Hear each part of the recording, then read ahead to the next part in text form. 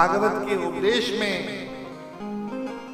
जो मूल भागवत है द्वितीय स्कंध में नारद जी का ब्रह्मा जी से पूछना कि आप ही संपूर्ण सृष्टि को करने वाले हैं, फिर आप आंख मूंछ के किसका ध्यान कर रहे हैं? तब ब्रह्मा जी ने कहा, नारद जी मैं सृष्टि करता हूं, लेकिन जिनकी कृपा और बल से करता हूं वो भगवान नारायण है। जब सृष्टि उदित हुई तो भगवान ने मेरी सृष्टि की, नाभि कमल से मैं प्रकट हुआ।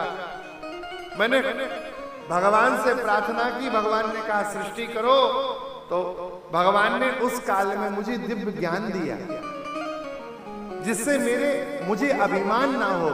4 श्लोकों में मूल भागवत कही है, बड़े ध्यान से सुनना। ये थोड़ा सा विषय जो है गंभीर है, ये मूल है भागवत का, इसलिए सुन लीजिए। भगवान ने ब्रह्मा जी से कहा, अहमेवास्मेवाग्रे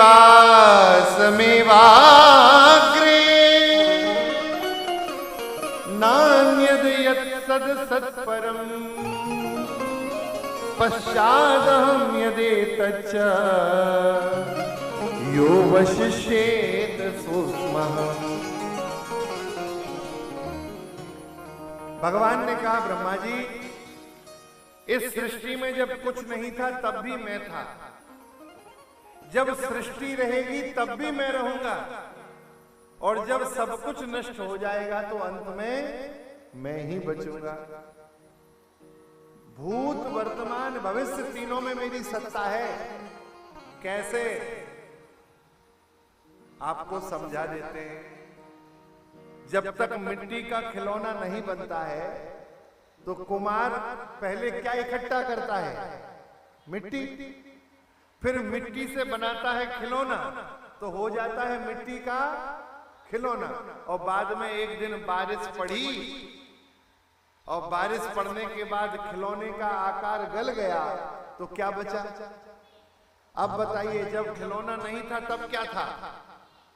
जब खिलौना बन गया तो भी मिट्टी थी कि नहीं? और जब नष्ट हुआ तो क्या बचा? मतलब मिट्टी किसी भी काल में नष्ट नहीं हुई। सोने का आभूषण, जब सुनार ने कोई आकृति नहीं बनाई थी तब क्या था? फिर एक दिन सुनार ने एक बढ़िया आकृति बना दी, तो अब हो गया सोने का हार। और फिर मैया ने कहा, अब ये डिजाइन पुरानी हो गई है, इसे वापस ले जाओ। और श्रीमान जी लेके पहुंचे स्वर्णकार के पास, और उसने अग्नि में जला दिया, और वो आभूषण अब क्या हो गया? तो सोना कहीं इधर उधर गया क्या? सोना तो सोना था, है और रहेगा। ऐसे ही सृष्टि में भगवान है। जब सृष्टि में कुछ नहीं था तब भी भगवान थे।